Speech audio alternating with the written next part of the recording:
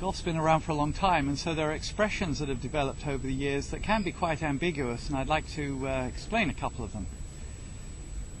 An expression you hear a lot in golf is talking about open and closed, and they talk about it referencing either the club head or your body, including your feet. And the trouble is they're opposite to each other, so it can get confusing. Quite often in golf, particularly in a bunker shot or under some other unusual conditions, we open the club face for more lift. And that means that we actually grip it with the club twisted to the right for a right-handed golfer. That means to 1 o'clock. Of course, for a left-handed golfer, it would be to 11. That's an open club face. The opposite, where the club is twisted to the left, is a closed one, and that's quite a rare thing. A little bit with chipping, sometimes with the ball below your feet, or if you intentionally want to hook the ball, but otherwise quite rare. Open is to the right, closed is to the left.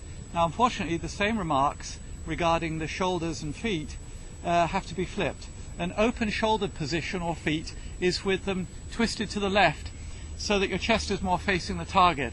And for a right-handed golfer, therefore, that's an open stance, as they call it. A closed one has either the shoulders and or the feet twisted in such a position that the line across either one of them is pointing to the right of the target. Now, the benefit of this is to adjust to variables, the biggest one being the inconsistencies of our swing. So generally, historically, if people have sliced, it was thought beneficial to close the stance. And until as recently as the Arnold Palmer era, it was not uncommon to recommend that, particularly with a driver, the one most vulnerable, that you would actually close the stance and have the left foot nearer to the target line than the right one. Now, the problem with that is that when you then put the ball over by your left foot, you may be unaware of the fact that you've turned your shoulders in the other direction. They're actually open and you can't see them. So you're lulled into this false sense of optimism that everything is perfect when in fact you still may slice. So I generally talk about the shoulders as being more important than the line across the toes. Open being with the left shoulder pulled back and the right one pushed forward, closed the opposite.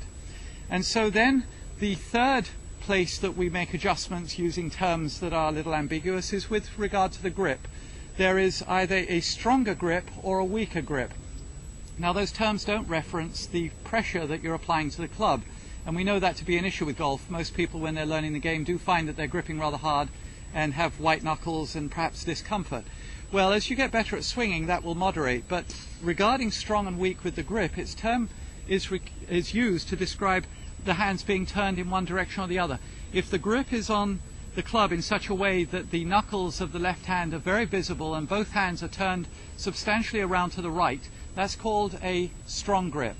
And if you have the hands turned in the other direction, a fairly popular notion ever since Jack Nicklaus came along with his self-admitted weaker grip, then you have your hands in a weaker position. Again, nothing to do with pressure, but it does have impact on the position of the club at the top of the swing and the kinds of obligations you have on the downswing to keep it square. So open is with the club face to the right, with the shoulders to the left, and a weak grip has the hands turned to the left, strong grip to the right.